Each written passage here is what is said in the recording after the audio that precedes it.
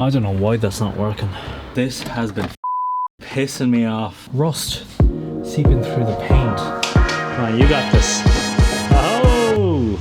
Lads, today's an exciting day. We're about to pick up our van, so this is episode 1 of the van series. I don't know what it's called, I don't know what's going to happen. This might even make it up. I have all of the paperwork, everything sorted, and it's just so surreal that I'm going to be picking it up today. It's a moment that I've been kind of dreaming about for the last couple of years, and it's so scary. Like, I have no idea what I'm doing, and the reason why I'm creating the series, I don't even know what it's going to be called, is to document the process of going from having zero experience, zero knowledge on building a van and converting a van to finally having something that I can live in for a couple of days or a week or whatever we use it for. It's also nice to look back on the entire process, and this process, like this series, is going to be really boring to those of you who know how to convert a van or who are experienced builders. Like, you're gonna fucking hate me. How'd you turn it on?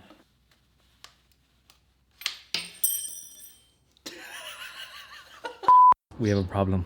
We have a leak in the van. Oh! What?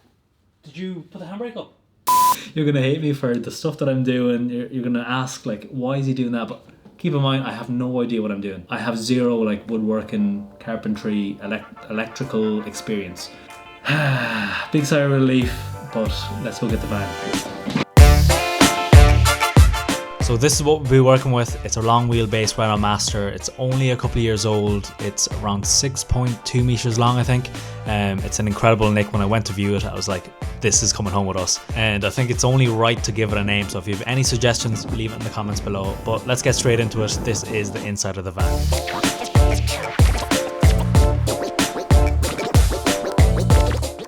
This is it.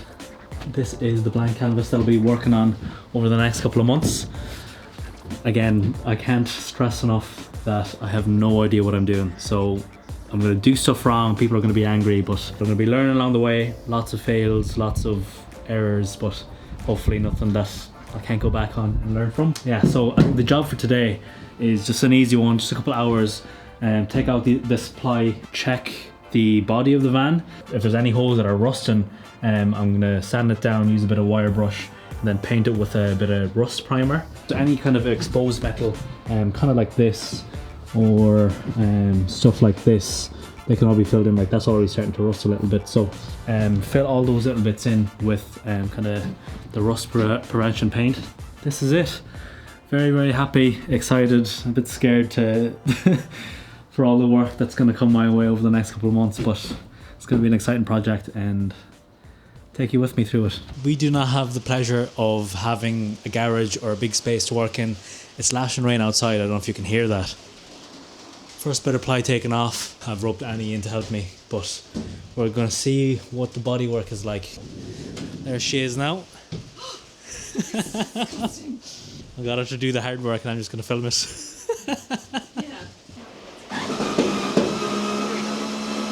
Come on, you got this. There you go. Oh! She a runner, she a track star. She's an apprentice, she's it's very cool.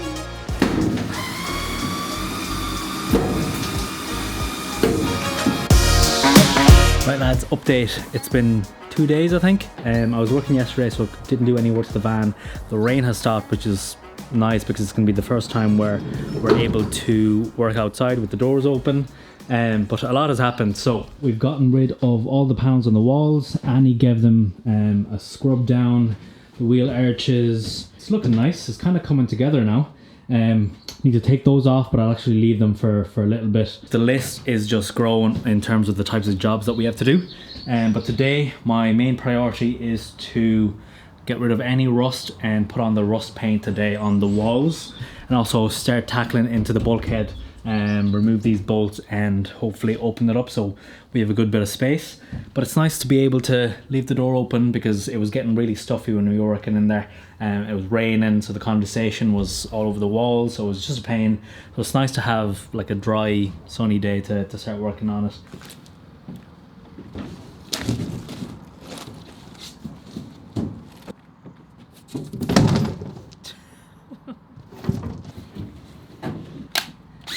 let's do it. The tools that I'm using is this corded drill.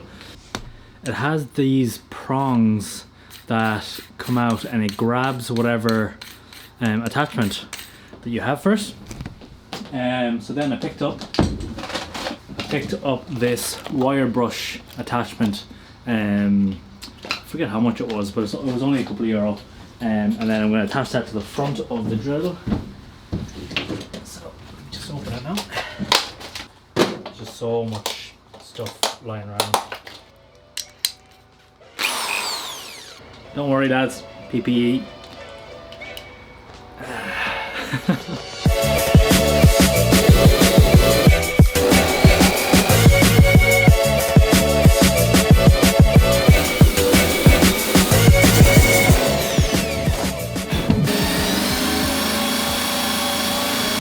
Right lads, next step is to clean the van. There's a lot of dust everywhere, so let's scrub it down, dry it, and then start painting.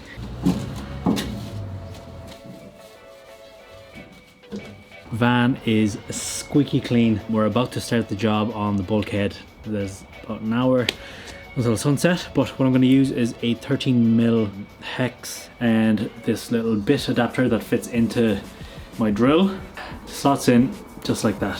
Right, let's get started.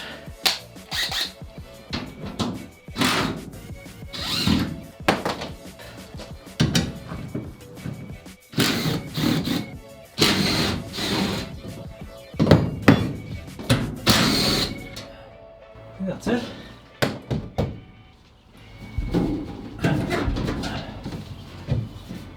I got all of the bolts out. I left the top one on because I ran into one little problem. So there is this tiny, I don't even know what to call it, which is holding it all together, because when I undid this I expected it to fall. It didn't fall, but what I'm gonna have to do is use this rotary tool to just cut it off, but we'll see how it goes. Just got the rivet off, figured out what it's called. I just used a 5mm drill bit and just drilled straight through it. Should be able to. There's another one on this side. My god. Last one this time. Okay.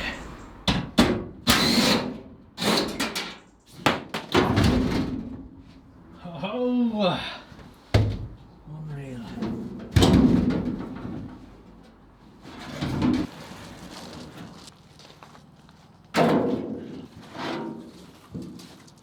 Lads, for the first time ever, we have access to the front. Oh, happy out with that now. Got a storage space at the top as well. In the next couple of days I've contacted a parts, like a dismantler, and he said he has single passenger seats, so we're going to have one driver seat and then one passenger seat, and over time we'll probably get captain's chairs that can swivel around, but that's down the road. I'm just happy that the walls are clean, I can see through the front. Oh, making good progress now. What I'm going to do is paint or do the first layer of rust protection, so any exposed metal, anything that I'd grind down or wire brush down because of rust, we're going to paint that and put the first coat on it, and then put the second coat tomorrow. I think that our insulation and our sound deadening might be arriving tomorrow, so time to paint.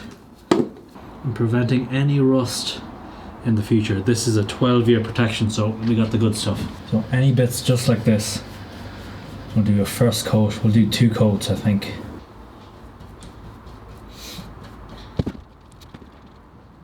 This is quite therapeutic, actually. I'm zen as fuck after I'm done with this.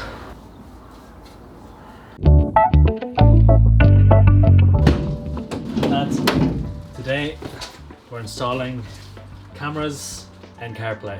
I've never done this before, but there's a lot of YouTube videos that kind of shows pretty much the same method. I think this one is the, so this is the CarPlay. This one is the reversing camera.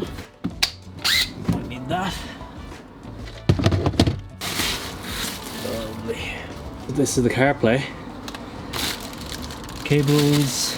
Alright, so first of all, let's take these off.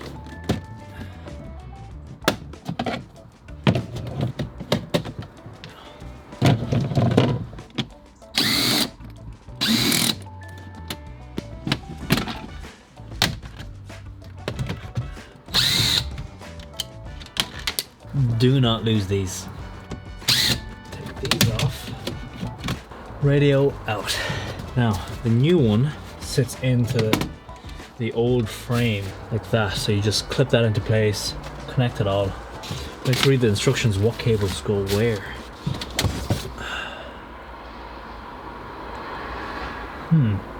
Ah, lads, this is so confusing. It's going to take me a little while to figure out what goes where, what colours, what wires to put into. So I'll be back once, hopefully, fingers crossed, I install it. I don't know why that's not working.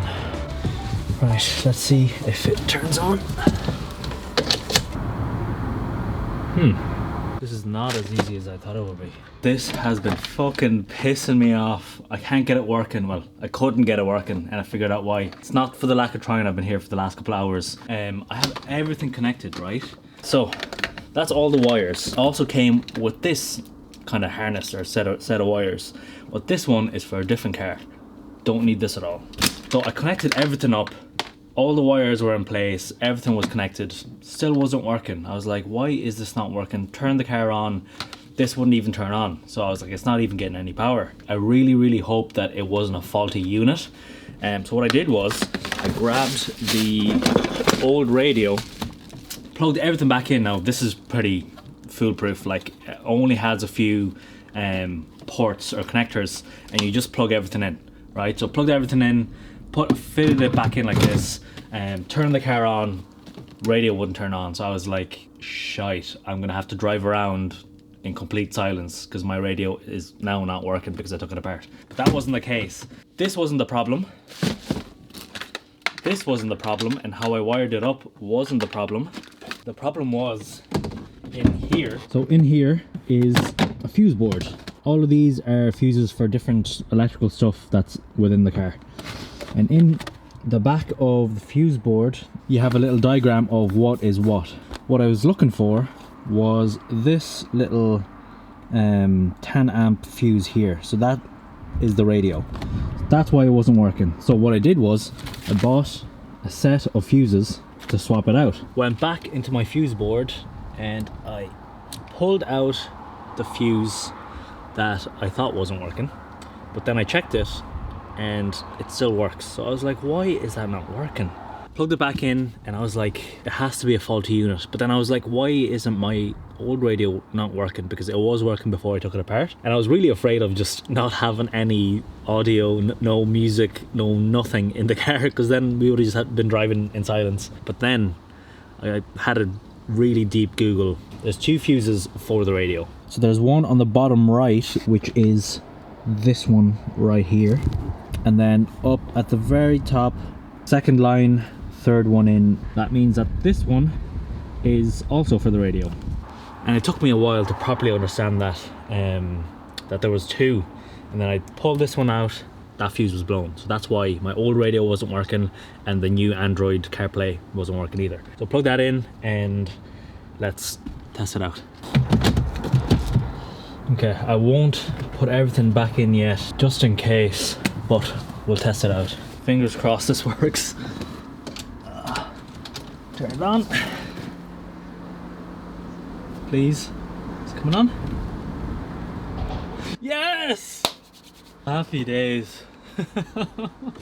Oh, you have no idea the amount of time that I spent trying to get this fucking thing working. What I'm finding out really quickly is that a job that I think would take maybe 2 hours has taken me 5. There we go. Happy days. Oh. Oh, yes. That is job number 1 done for the day. I know I just installed this, but we're gonna have to take it apart again so that we can install the reversing camera. Okay. Right, let me briefly explain to you what we're doing. So This is the brake light for the back door. So I need to take out the old brake light, put this one in, and this one comes with cables. So there's two cables, one yellow one and one black one. The yellow one is the video, so that we can see what we're reversing into, hopefully not. The black one is the power. Then you get this extension cable. So the yellow plugs into the yellow, and then the red plugs into the power.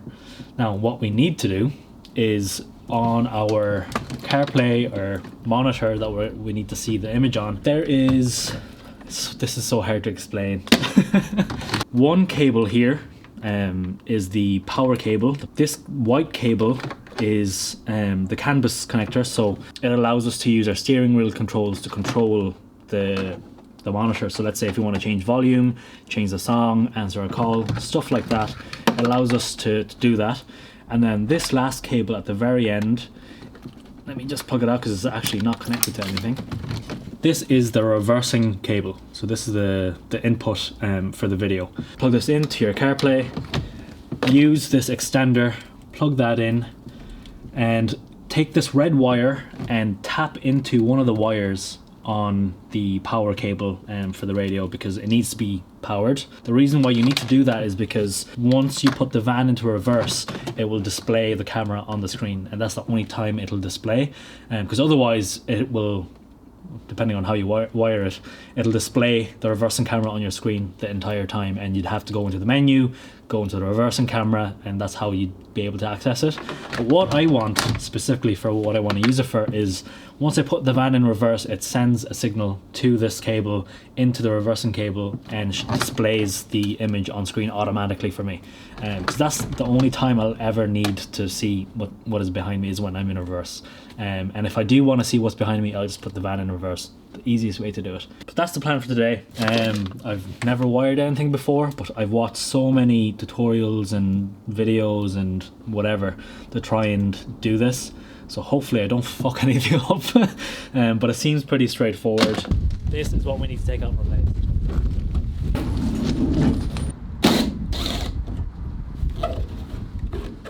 Now, that's the old brake light. Oh, there's so much stuff back here.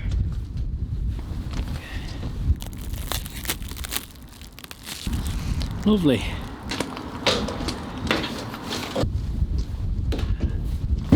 Fuck. Happened again. Oh, it's fucking cold today. And then you get this power cable, so you connect this with this, and you don't need it to be as long as it is, so I'm gonna cut it there. Connect this red wire to this red wire. Where is my connectors? So I picked up a pack of these Wago connectors in Screwfix. Here's the strip.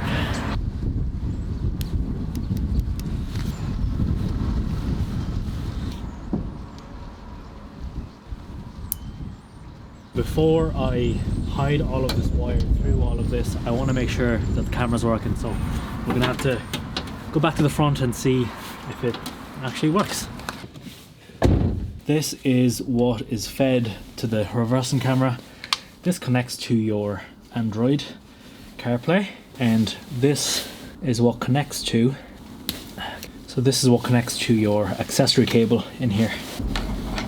Only one way to test it.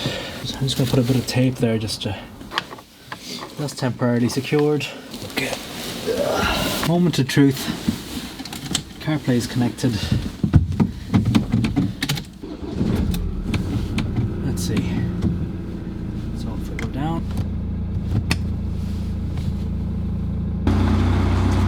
Oh, it works. Happy days. Now that I know that it works, let's actually wire this properly, hide it behind, put it through here, all through the trim. I can't believe I just did that.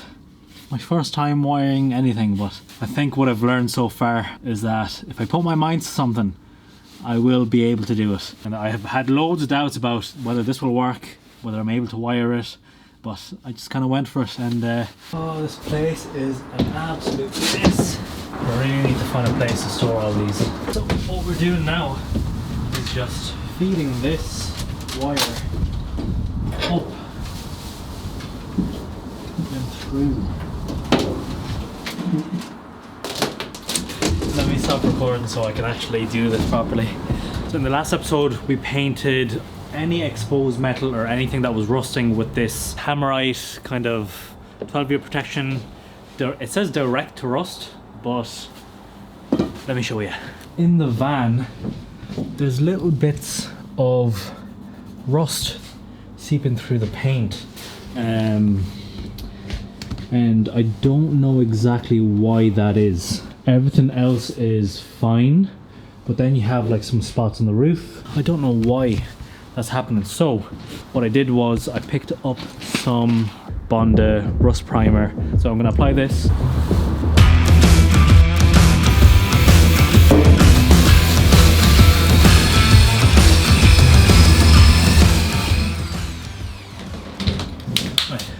Time to paint the primer. It's a strong smell off it, lads. That right on there. Lads, I don't know if it's supposed to be thicker, but it's quite watery. Lads, I won't lie to you, it looks a bit like a crime scene at the moment, but that's the rust primer put on. It's on the roof, up there, anywhere really that is kind of prone to rust, just to make sure. This, I'm telling you, this baby is going to be well taken care of. Our insulation has arrived, as well as our sound deadening. This is actually much heavier than our insulation. So it's the next day. The last thing that I think I said was that I used primer and rust primer on the parts where the rust was kind of seeping through the paint, and it's worked. So what I did was, after the primer is dried, I put on the Hammerite, but it's worked. None of the roof is seeping through either. If any of you has come across the same issue as me, where the rust after you wire brush it has been seeping through, use a bit of rust primer, wait for that to dry, and then paint your Hammerite rust prevention on top of that. I think I'll leave the episode here because it's been fairly long, but the next episode will be ripping out the floor and installing this insulation and sound deadening. That's it. There's not much more to say, so good luck. See you in the next